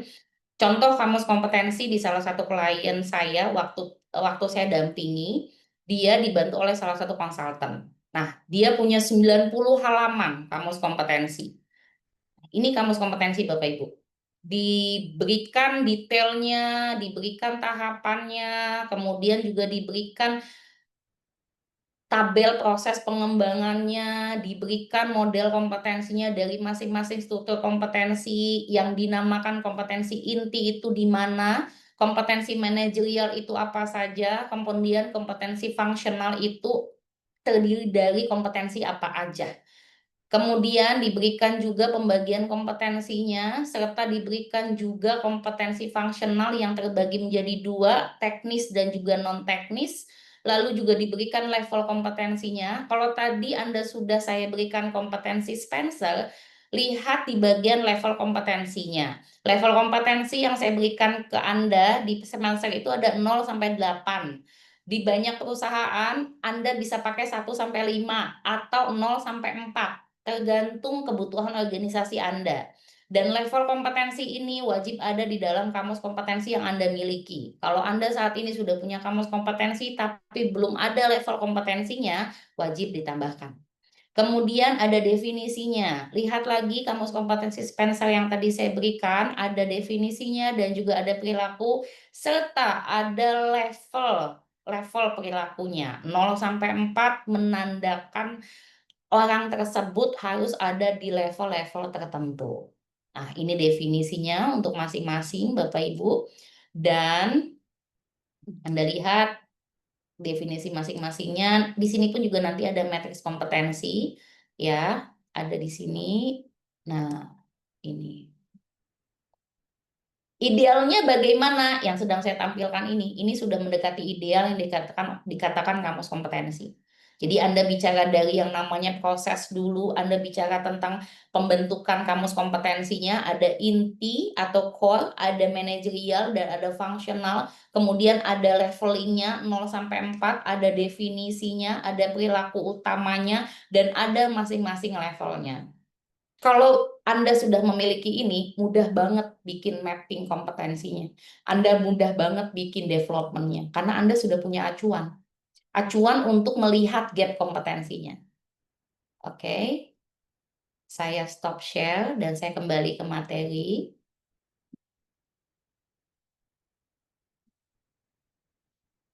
Baik, model kompetensi mencakup tentang semua yang tadi saya showingkan ke Anda, itu ada di dalam kamus kompetensi dan pendekatan yang bisa dilakukan oleh Anda pada saat Anda melakukan pembuatan kamus kompetensi adalah Anda melihat struktur organisasinya, Anda melihat job analysis-nya, Anda lihat job desk-nya, Anda lihat proses kerjanya.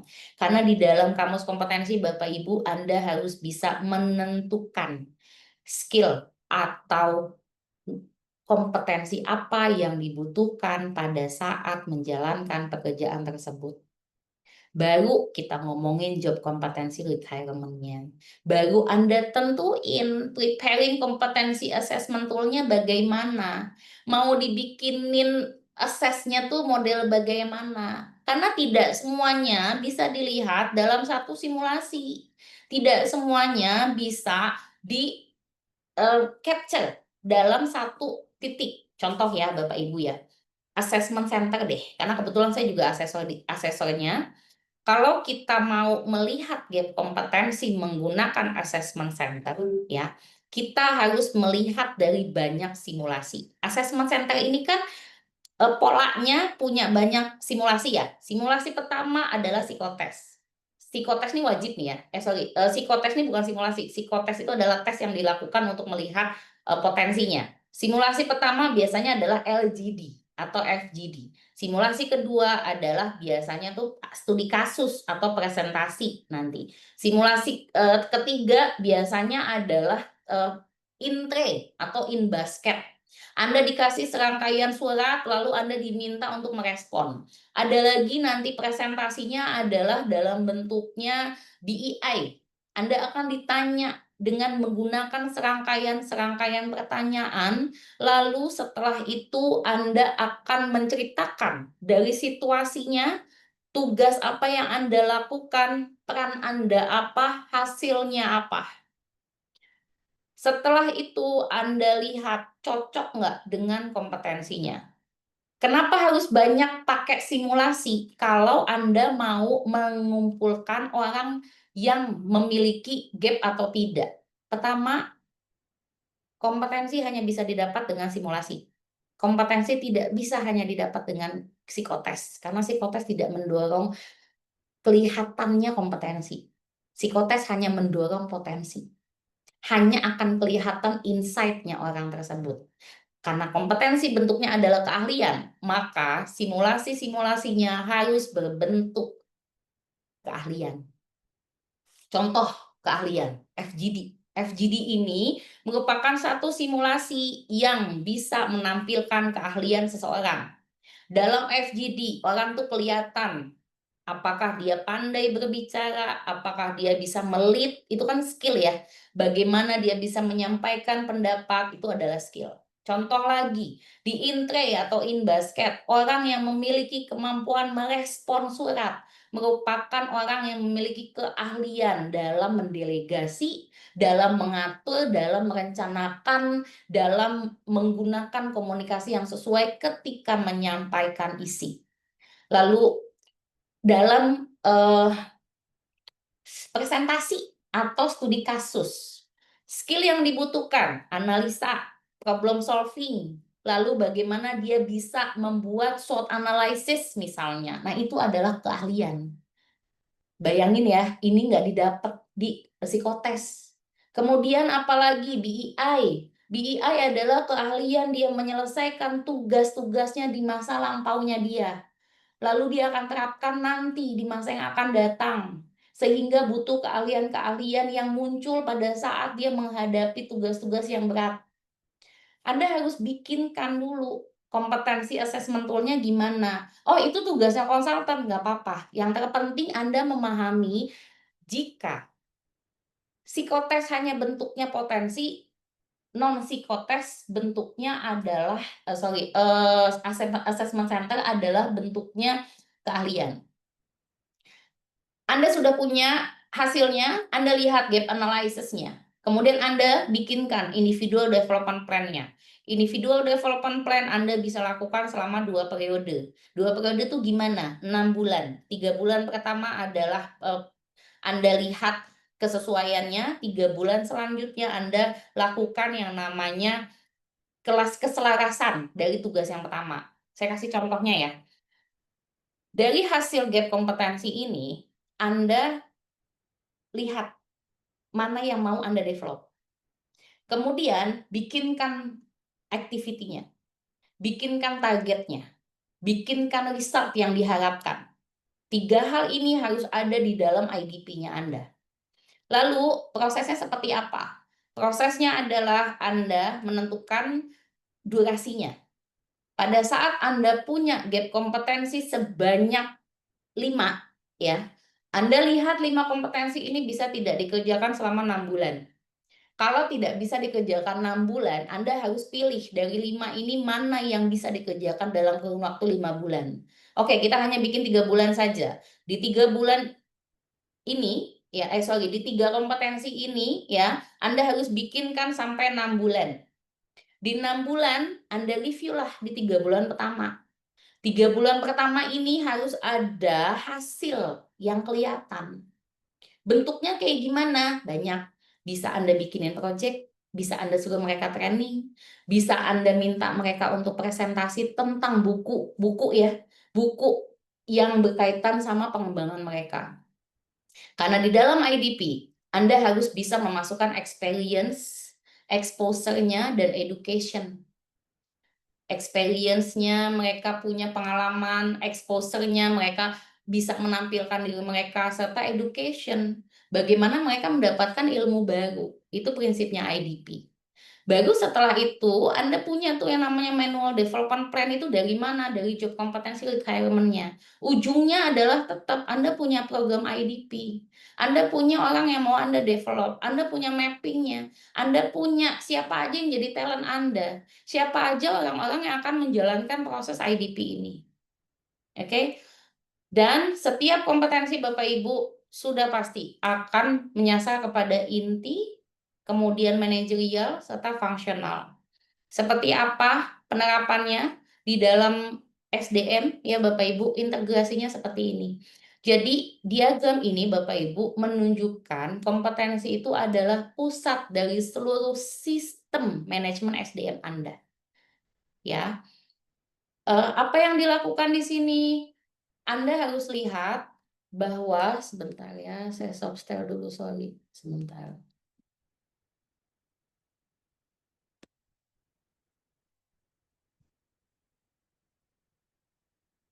Oke.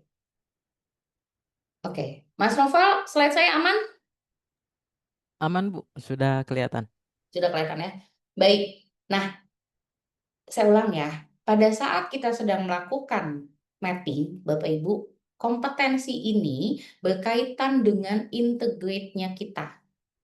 Diagram ini menunjukkan bahwa semua kompetensi menjadi pusat dari sistem manajemen SDM kita.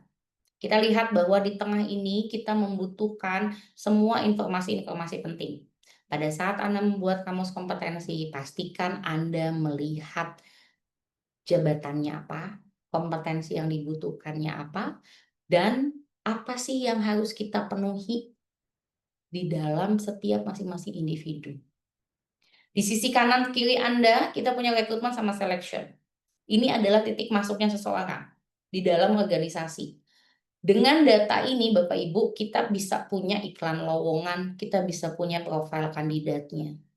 Kalau Anda nggak petain kompetensinya, proses rekrutmen dan selection-nya akan bersifat akan bersifat subjektif dan jadi nggak akurat. Elemen keduanya apa? Ada pelatihan sama pengembangan. Pelatihan sama pengembangan ini Bapak Ibu dilakukan untuk bisa mengembangkan IDP. Bagaimana kita mengembangkan kompetensinya, bagaimana kita bisa mengevaluasi. Jadi sebetulnya Bapak Ibu, kompetensi ini merupakan dasar dalam melakukan evaluasi jabatan dan juga job design. Kita dapat mengevaluasi apakah deskripsi pekerjaan itu sesuai dengan tuntutan kompetensi. Kita bisa mastiin job description ini bisa mendukung pengembangan kompetensinya yang relevan sama apa? Sama strategi organisasi. Dan kalau Anda lihat ada jalur karir Bapak Ibu dan juga perencanaan suksesi, ini dilakukan berdasarkan apa? Berdasarkan peta kompetensi lintas jabatan. Setiap karyawan itu harus tahu kompetensi apa yang harus mereka capai buat naik ke posisi selanjutnya. Perencanaan suksesi ini Bapak Ibu dilakukan dengan mengidentifikasi talent-talent yang memiliki kompetensi dan potensi tertinggi. Lalu ada apa lagi di sini? Ada kompensasi dan juga performance. Anda lihat kompensasi dan juga performance Bapak Ibu, tujuannya apa sih? Untuk bisa mengapresiasi, untuk bisa melihat apa yang mereka sudah lakukan. Basisnya apa? Kompetensi.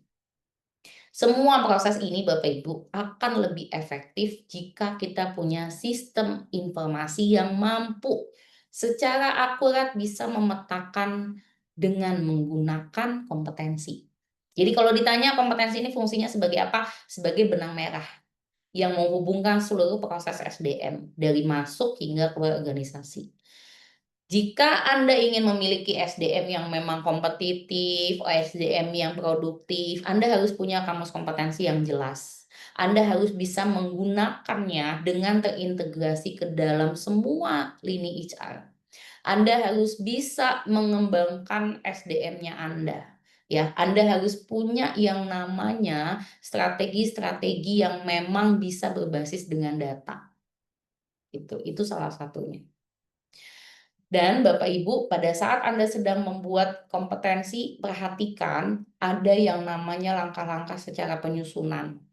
Langkahnya apa? Anda identifikasi dulu kebutuhan perusahaan, Anda susunkan dulu kerangkanya, Anda lihat dulu mana yang bisa Anda buatkan kompetensinya, Anda validasi, konfirmasi ke manajemen, Anda bikinkan implementasinya. Dan pastikan bahwa setiap orang di tempat Anda, terutama levelnya, itu punya kompetensinya. Oke, setelah itu apa yang harus Anda lakukan? Bikinkan levelnya. Anda bikinkan tuntutan perusahaan Anda apa dari visi misi Anda, lalu bikinkan tuntutan perilakunya, lalu bikinkan kompetensi yang mendukungnya apa. Anda pisah tuh, visi dan juga misi. Anda tentukan lagi tuntutan perusahaan apa, kemudian Anda buatkan. Jadi bagaimana cara membuat kamus kompetensi dari awal? Anda buat visinya apa, misinya apa, lalu setelah itu Anda buatkan uraian tuntutan perusahaannya, Anda buatkan uraian tuntutan perilakunya, dan Anda tentukan kompetensi yang sesuainya apa. Sehingga Anda bisa membuat levelingnya. Anda bisa membuat yang namanya komponen-komponen terhadap nilai kompetensinya Anda. Oke? Jadi, saya ulang ya, pada saat Anda ingin membuat kompetensi, pastikan Anda melihat dari visinya Anda lihat misinya Anda, dan Anda lihat dari nilai-nilai. Oke? Ini contohnya. Penyusunan kompetensi pekerjaan itu didasari oleh bagaimana Anda menyusun yang namanya job kompetensi, kemudian Anda bikinkan manajerial kompetensinya, serta fungsional kompetensinya. Oke? Nah, ini contohnya Bapak Ibu, kamus kompetensi. Nah, ini contohnya, kamus kompetensinya. Lalu contoh lagi, kamus kompetensi sama dengan yang tadi saya share kepada Anda. Ini, oke. Ini contohnya ya, kamus kompetensinya. Jadi sekali lagi Bapak Ibu, sebelum saya tutup dan saya berikan untuk sesi tanya jawab, kita kembali lagi kepada slide awal ya. Bagaimana kita harus melihat kerangka kerja human resource-nya. Kerangka kerja human resource ini menggambarkan bagaimana seluruh fungsi HR itu saling terhubung dan menopang pencapaian tujuan organisasi. Struktur ini Bapak Ibu disusun kayak bangunan tuh. Tadi di awal saya sampaikan ada pondasinya, pilar utamanya, ada atap yang jadi tujuan akhirnya.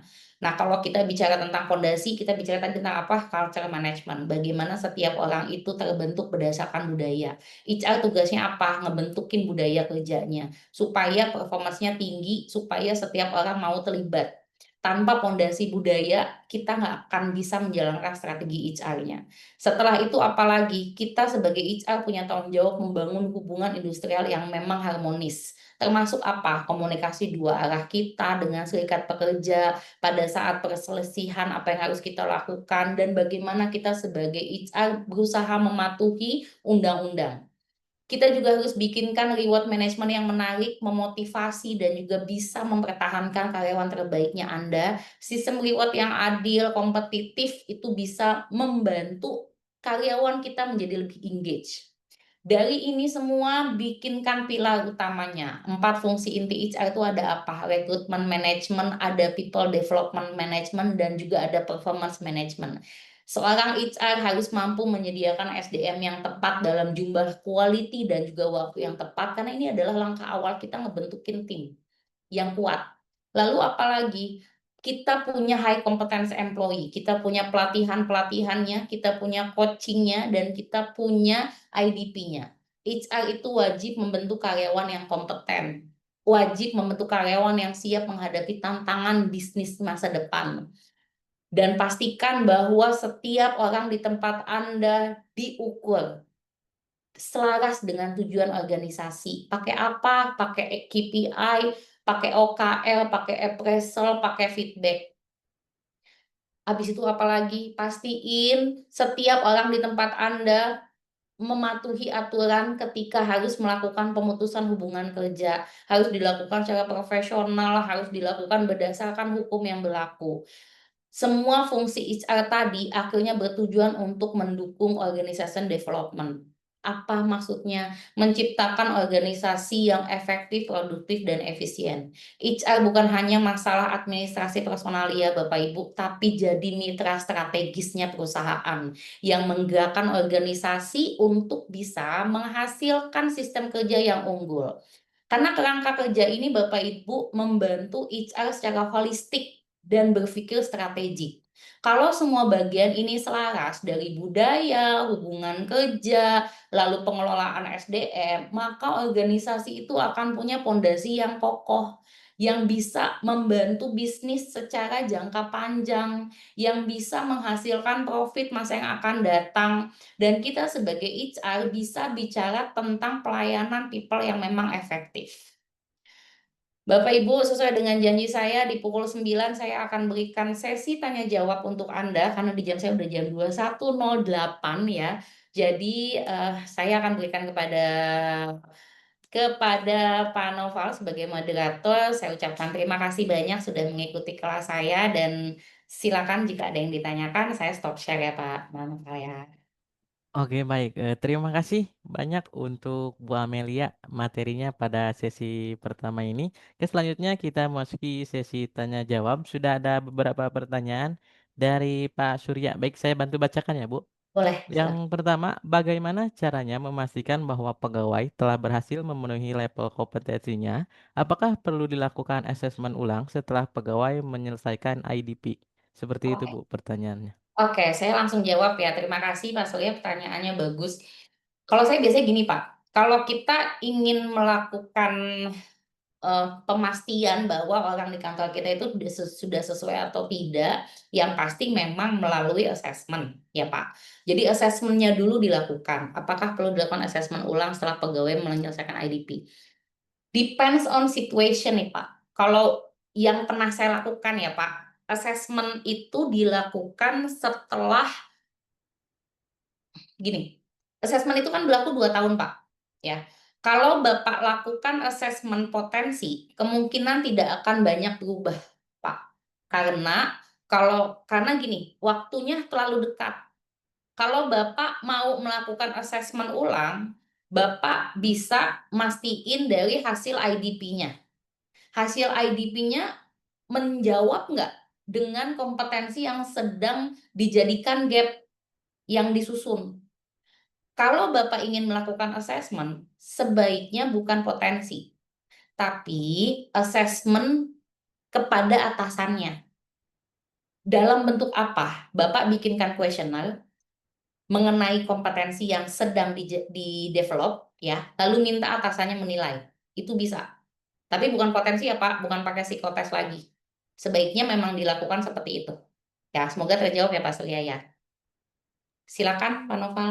Oke, selanjutnya dari Pak Kurniawan, apakah mentor dalam program IDP internal sebaiknya berasal dari internal seperti atasan langsung atau dari eksternal misalnya professional coach? Hmm, Salah satu tantangan dalam penerapan Individual Development Plan atau hmm, IDP adalah tidak semua leader memiliki pemahaman yang memadai tentang hmm, kompetensi maupun hmm. kemampuan dalam membantu menyusun aktivitas pengembangan yang sesuai dalam IDP. Seperti itu, Bu.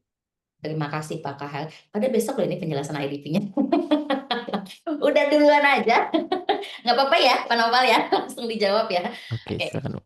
eh Gini Pak, pengalaman saya menjadi mentor internal itu memang nggak gampang. Waktu itu saya pernah menjalankan IDP di perusahaan. Terus kalau pertanyaan selanjutnya lebih baik pakai professional coach seperti yang saya lakukan sekarang ya Pak ya. Saya jadi pihak ketiga gitu di perusahaan karena saya pegang oil and gas dan juga pegang BUMN ya. Saya menjadi pihak kedua di dalam proses IDP-nya mereka. Jadi saya di-hire nih Pak selama 6 bulan sebagai professional coach-nya mereka. Nah, apa yang saya lakukan sebagai pihak kedua atau professional coach? Saya menekankan kepada semua menti saya, pada semua coachee saya. Saya nih hanya sebagai mentor kedua. Mentor utamanya adalah atasan Anda. Jadi apa yang Anda lakukan saat ini dengan saya wajib diketahui dan disetujui oleh mentor utama. Jadi saya tidak melangkahi, Pak. Tidak melangkahi mentor utama. Jadi kalau pertanyaan Bapak, apakah dari internal atau eksternal? Sebaiknya 2, Pak. Karena kalau dari internal aja, pengalaman saya ya, Pak, nggak diapa-apain nih menti saya. Nggak diajak ketemu, nggak diajak diskusi, nggak diajak coaching. Pada saat ketemu saya, mereka mendapatkan detailnya. Namun peran saya tidak melebihi wewenangnya mentor satu atau atasannya mereka.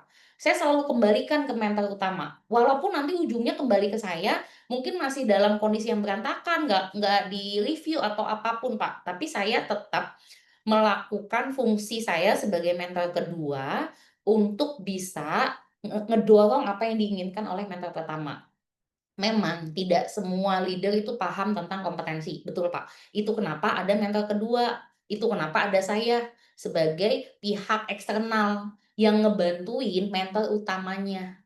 Yang bikin aktivitasnya siapa? Yang bikin aktivitasnya saya. Yang punya target siapa? Yang punya target mereka. Biasanya nih, Pak, pengalaman saya, si mentor utama yang ada di internal itu bikinin dulu tuh activity yang mereka buat, mereka sudah susun, kemudian targetnya apa, riset yang diharapkan apa. Nanti ke saya sebagai pihak kedua, saya bantu evaluasi, Pak. Ini sudah sesuai atau belum? Nanti mentinya harus diskusi lagi sama mentor utamanya, sama atasannya. Kalau dari sana sudah oke, aktivitasnya sudah disetujui, kembali ke saya sebagai mentor kedua untuk menjalankan proses IDP. Itu, Pak, pengalaman saya dan pandangan saya. Sebaiknya memang ada 2. Gitu, karena kalau jalan satu, Pak, internal aja nanti belepotan, nggak akan jalan. Karena nggak ada yang jadi wasit, Pak, nggak ada yang jadi satpam tiap bulan. Kalau saya jadi satpam tiap bulan saya temuin, tiap bulan saya minta report, tiap bulan saya minta reviewnya, tiap bulan saya tanya apa yang sudah dilakukan, apa yang akan dilakukan selama 6 bulan. Jadi mereka betul-betul on track karena ada yang ngawasin, gitu. Gitu, Pak Kahang, semoga terjawab. Oke, Silakan. baik. Selanjutnya dari Kak Ria Siregar, baik. Jika asesmen terdapat banyak gap kompetensinya dan diberikan rekomendasi pengembangan dengan berbagai metode pengembangan, itu Mhm. mandiri, penugasan maupun pelatihan. Namun bagaimana memastikan bahwa asesi tersebut berhasil melewati keseluruhan dari pengembangannya? Seperti itu, Bu, pertanyaannya. Oke, oke gini. Gini, biasanya yang saya lakukan adalah ya, based on experience saya, secara implementasi gap kompetensi ini kan harus diwujudkan dalam bentuk activity, ya. Pemenuhan gap kompetensi harus berbentuk activity. Pada saat kita sedang memastikan mereka melakukan atau tidak, tekankan evidence di dalam setiap masing-masing kompetensinya.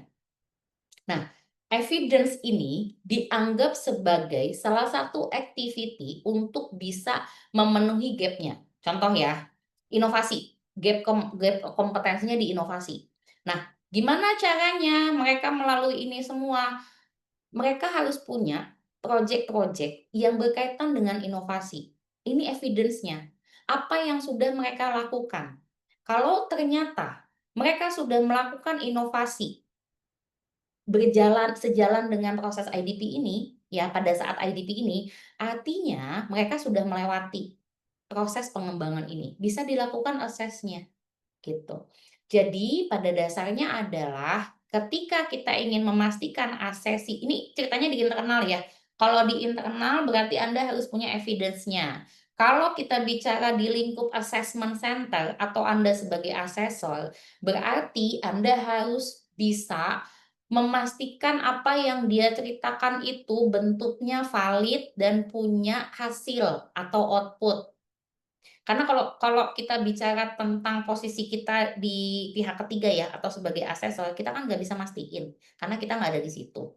Berarti yang bisa kita lakukan adalah menggali dengan BEI atau behavior event interview-nya. Kita pastikan setiap prosesnya mereka lakukan, kita pastikan output-nya juga mereka mereka bisa ceritakan kepada kita, dan kita bisa pastikan mereka betul-betul melakukan peran tersebut.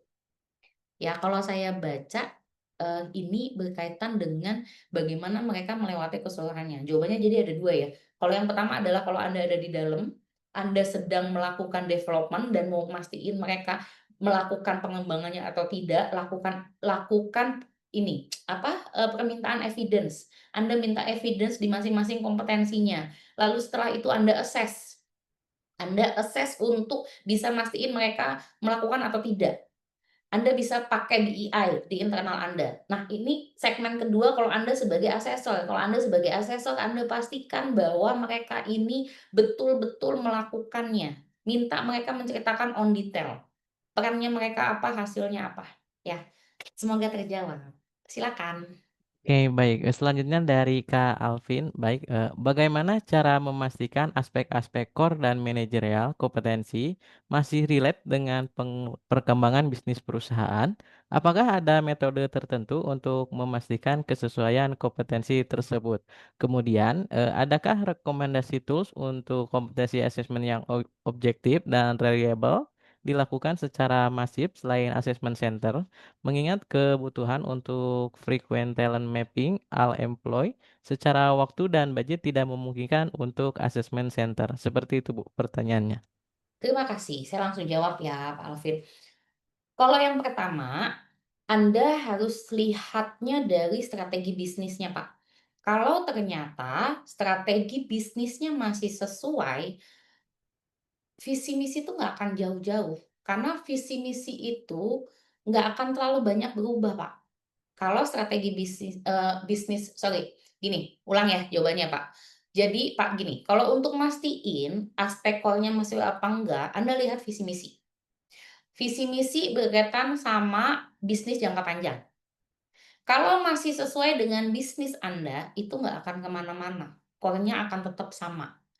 Kalau ternyata Anda ada perubahan, yang berubah itu biasanya di strategi bisnis yang tahunan, Pak, atau bisnis plan. Bisnis plan kan ada 2 ya, satu kuantitatif, satu kualitatif.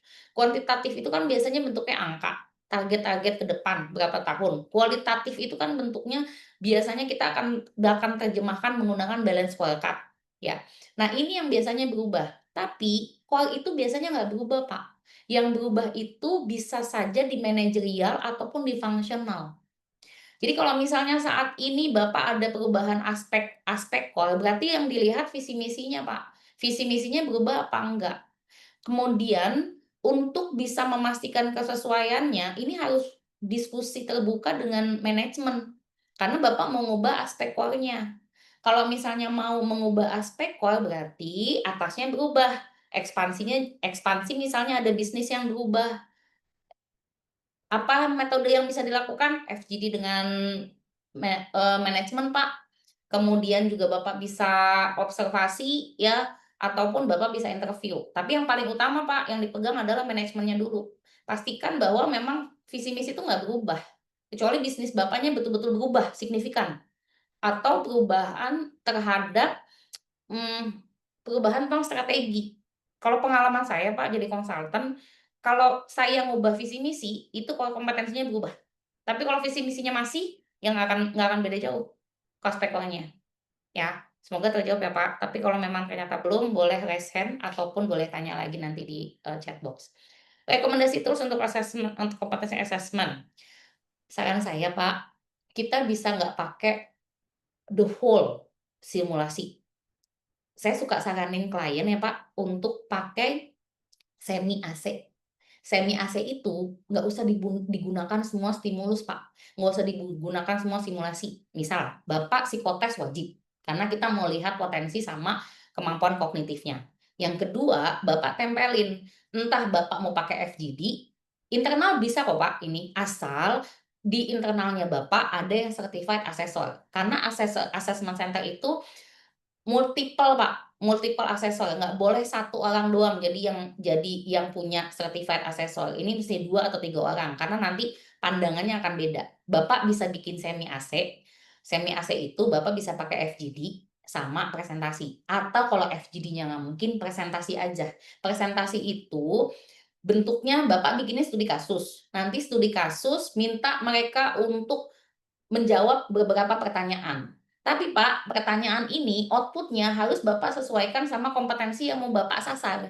Kompetensinya apa? Misalnya contoh, Bapak mau teman-teman sales ya, gampang soalnya nih sales. Sales tuh harus punya kemampuan analisa mapping. Nah, jawaban yang nanti muncul, Pak, itu harus ada kompetensi analisa mapping-nya. Bapak lihat di key behavior-nya Bapak. Key behavior yang ada di dalam posisinya sales, yang mau Bapak sasar di minimum requirement-nya, itu harus muncul, Pak. Entah di dalam pertanyaan atau nanti jawaban yang diharapkan. Kalau saran saya gitu. Dilakukan internal bisa kok, Pak. Bapak psikotesnya misalnya nggak ada psikolog, Bapak, kasih mereka ke ini apa, ke eksternal, baru nanti di internalnya Bapak, Bapak bikinkan kasus, lalu minta mereka presentasi. Tapi di dalam panel presentasi itu jangan cuma atasan langsung, ada bagian HR sama nyebrang Pak, departemen lain. Jadi ininya, apa namanya, asesornya, gitu. Lebih baik gitu Pak, untuk menekan budget sama menekan waktu pada saat mau me-mapping. Silakan. Oke, selanjutnya dari Pak Surya Raditya. Baik, Yes. mengingat bahwa psikotes dan assessment center pada dasarnya dirancang untuk mengukur aspek perilaku dan potensi individu, maka Mhm. instrumen apa yang dianggap paling valid dan menjadi andalan untuk mengukur kompetensi teknis, terutama dalam konteks pemetaan kompetensi jabatan? Seperti itu, Bu. Oke, terima kasih. Kalau menurut saya gini Pak, pada saat kita sedang ingin memetakan kompetensi teknis ya Pak, kita harus lakukan observasi dulu, gembanya dulu. Kemudian bagaimana cara cara melakukan pemetaannya gitu. Yang pertama anda harus, memastikan ya, bahwa apa yang dilihat pada saat Anda melakukan observasi itu sesuai dengan pekerjaannya. Kalau saya Pak, biasanya saya pakai job desk. Job desk ini menjadi acuan saya untuk bisa melihat kompetensi teknis, ya. Kemudian bagaimana melakukannya lagi? Anda bisa pakai BEI, karena kita bukan orang produksi misalnya ya Pak, misalnya Anda di manufacture nih, Anda nggak bisa melihat bagaimana anda nggak bisa mastiin mereka bekerja, ya. Kompetensi teknis itu, Pak, bisa Anda berikan kuesioner. Kuesioner mereka mengisi, sama ke atas, Pak. Ke atas ini Bapak bisa minta atasannya untuk melakukan penilaian. Atau Bapak pakai 360 ke samping, kiri, kanan. Lalu gimana caranya supaya sesuai? Anda pakai sistem. Ada sistem, Pak, yang bisa menjawab, secara akurat. Terus kalau kita nggak punya sistem gimana? Yang bisa kita lakukan adalah memastikan job desk-nya ini dulu, Pak. Job desk-nya sesuai nggak? Kompetensi yang di dalam job desk masih sesuai nggak? Di-review lagi, kemudian dilihat lagi secara gemba, Pak. Observasi langsung, terjun langsung, betul nggak tahapannya? Betul tidak semua hal yang berkaitan dengan fungsional kompetensi ini dilakukan pada saat dia di lapangan. Kemudian Anda lihat lagi pada saat dia melakukan beberapa proses, masih sesuai tidak dengan bisnis prosesnya. Artinya kalau misalnya kita melihat dari psikotes dan asesmen, ini kan sebetulnya memang aspeknya untuk perilaku ya. Tapi gini Pak, kalau Anda melihat secara secara kompetensi teknis, itu masih bisa kelihatan di assessment center Pak. Karena assessment center ini, kalau kita merancang dengan fokus pada departemen tertentu, pada level tertentu, ini akan kelihatan. Akan bisa terjawab pada saat kita melakukan BEI, Pak. Bagaimana kita bisa menangkap kompetensi teknisnya masih sesuai atau tidak, karena kita punya indikator perilakunya. Kita punya level perilakunya. Bapak harus punya dulu, Pak, level perilaku di masing-masing kompetensi teknisnya. Kalau udah punya, berarti kita bisa gunakan si assessment center-nya itu, gitu. Dari saya itu, jika memang ada yang ingin ditanyakan lagi silahkan. Oke, baik. Di kolom chat sudah tidak ada pertanyaan. Kita masih ada waktu 4 menit nih, Bapak Ibu. Silakan barangkali ada yang mau sharing atau mau bertanya, pertanyaan terakhir silakan sebelum kita menutup sesi hari pertama ini. Atau ada yang mau dikonfirmasi lagi dari jawaban saya, dari Bapak Ibu yang sudah menanyakan di chat box, silakan. Untuk Pak Surya, silakan Pak, apakah memang sudah cukup menjawab atau ada yang ingin ditanyakan Pak Surya, silakan. Atau Pak Alvin? Ibu Lia atau Pak Kahar, terima kasih sudah jelas sekali. Terima kasih Pak Surya. Kemudian mungkin Pak Alvin, Pak, apakah sudah sesuai atau ada yang ingin dikonfirmasi? Silakan. Atau Ibu Lia boleh. Atau Pak Kahar, ada yang mau ditanyakan atau ada yang mau dikonfirmasi atau siapa lagi? Silakan Bapak Ibu jika ada yang ingin menanyakan kembali atau ada yang mau dikonfirmasi, dengan senang hati saya membantu untuk berdiskusi dengan Anda. Oke, kalau tidak ada mungkin kita cukupkan dulu, Bu, untuk Boleh. sesi pertama hari ini. Oke, baik, Bapak Ibu dikarenakan waktu training untuk sesi pertama telah selesai, diskusi dapat dilanjutkan di grup WhatsApp. Sampai bertemu besok pada sesi kedua dengan waktu yang sama. Selamat malam dan selamat beristirahat. Assalamualaikum warahmatullahi wabarakatuh. Terima kasih sudah ikut kelas saya, sampai jumpa.